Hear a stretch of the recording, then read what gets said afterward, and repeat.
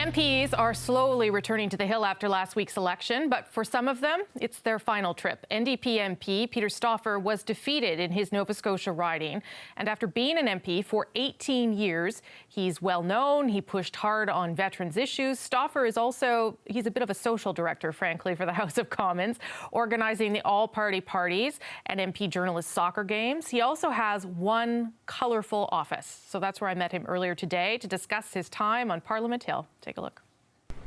Peter Stoffer, good to see you. And good to see you as well.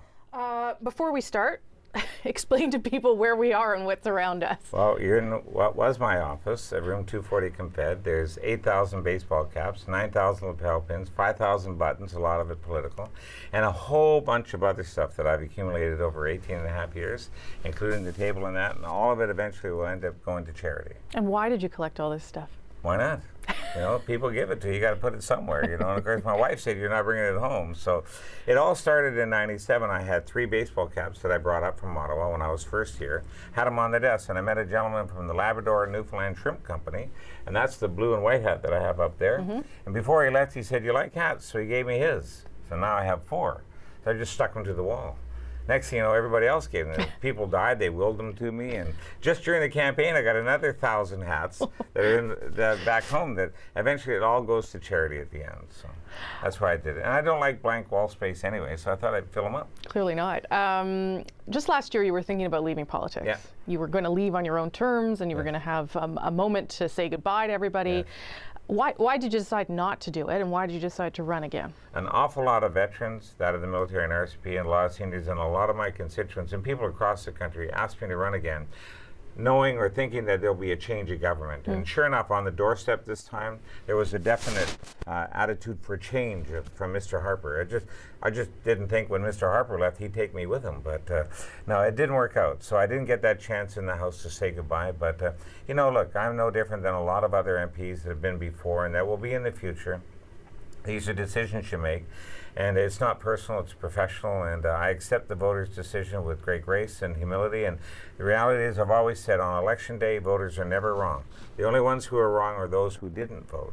Those are the ones who are wrong. But you must have been surprised. I was calling your riding that night. It was surprising. Yeah, we had the numbers. There's no question about it. We had the numbers to win. On the doorstep, on the phones, even the day when I went to all the polling stations, people were saying, yeah, we got your back, we got your support.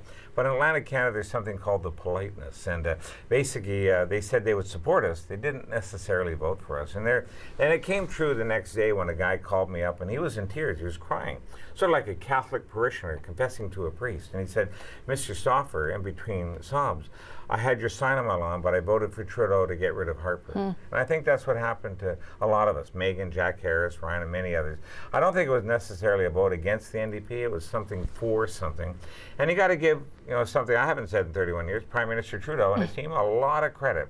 They ran a good campaign, and the guy who ran against me, Darrell Sampson, did a good job, and I congratulate them for it. Was there something else, though, you could have done? Was there something else you could have said? Was there a vision that the NDP could have put out there that would have been At the end of the day, I could have done old maritime politics and got everybody a bottle of rum and graveled their driveway, but it wouldn't have worked. I mean, they wanted change, complete change, and a lot of them went back to traditional voting patterns of voting Liberal or Conservative, and we accept that. I mean, the reality is, I thought our leader and I thought that our team did a very good job. And people will say it was this one issue, that issue. It's never just one issue. It's a combination of a lot of events. And most campaigns start 4 years ago, like the next campaign starts today in that regard. And maybe you can reflect back, but I'll let the pundits and historians determine that. I'm just very proud of everybody who ran for the NDP, and we're successful or we're not successful. You've been an MP how many years? 18 and a half 18 years. What was the highlight? Is there a moment that sticks out for you that was, geez, that's a hard one, I was asked it earlier. There's many of them, but give me one.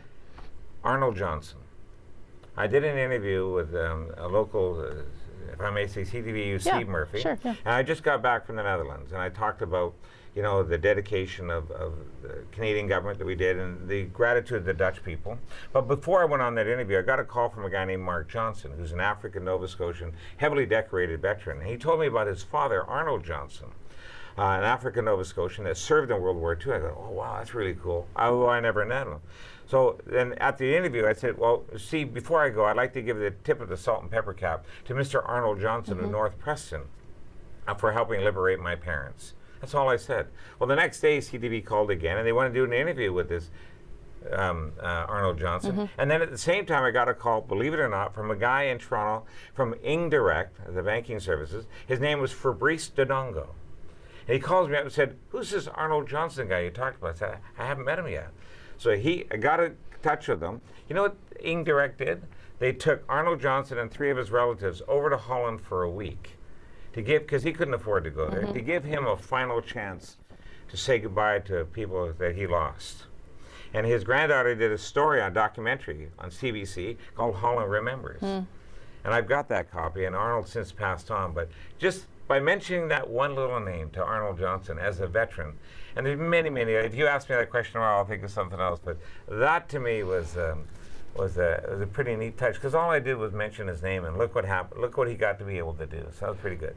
That's one of the things you'll be known for, that you're likable, that everyone likes hanging out with you, but also the work that you did for veterans. What would you say to the new government, and what would you say to the people replacing you about what needs to still happen for them, and how to work for them? Well, first of all, listen to them.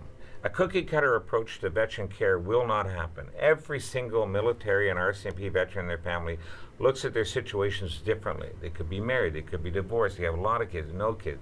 There's no cookie-cutter approach. And if I could say one thing to the new Veterans Affairs Minister and to Prime Minister Trudeau, the care for military and RCMP veterans starts when they're already in uniform.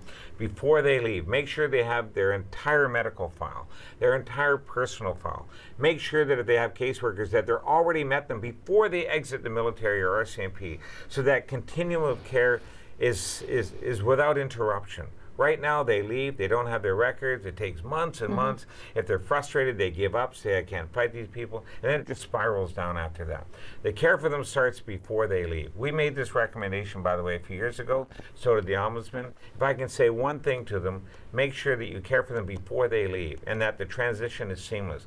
And as I said, I'd be more than willing to help them in any way that I can to do that. Is that the thing you'll miss the most? Being able to help veterans? And yeah, but not just veterans, but my constituents as well, whether it be CPP, a passport, give me a bunch of pins, talking to the schools, interacting with my colleagues in the House of Commons, but also from the people who cleaned our washrooms to the people like yourself in the media, the everyday interaction, because you weren't just counterparts, you were actually my friends, my sort of Ottawa family. That's why we did the all-party party for 13 years, so we could thank people and raise money for charity. But I remember someone told me, President Kennedy, after his Man on the Moon speech, he went to the space station afterwards, and he asked an African-American fellow who was cleaning the floors, "Sir, what is your job here?" The African-American janitor said, "Well, sir, my job is to put a man on the moon." And I hit home here because people who clean our washrooms, who provide messenger services, security, they all enable us to do our job in terms of governance or in opposition or whatever. So every single person that works here, even yourself, is part of the democratic fabric. And without everyone working together for that, the system doesn't work. Peter Stoffer, you'll be missed. Good luck. That's very kind of you, and please give my very best to everyone at CBC, and good luck with the CBC as well. I hope you have a great future. Thank you. Thank you, Peter. That was nice. All right, good. No worries. God love you. Thanks. Anytime. Well, thank you.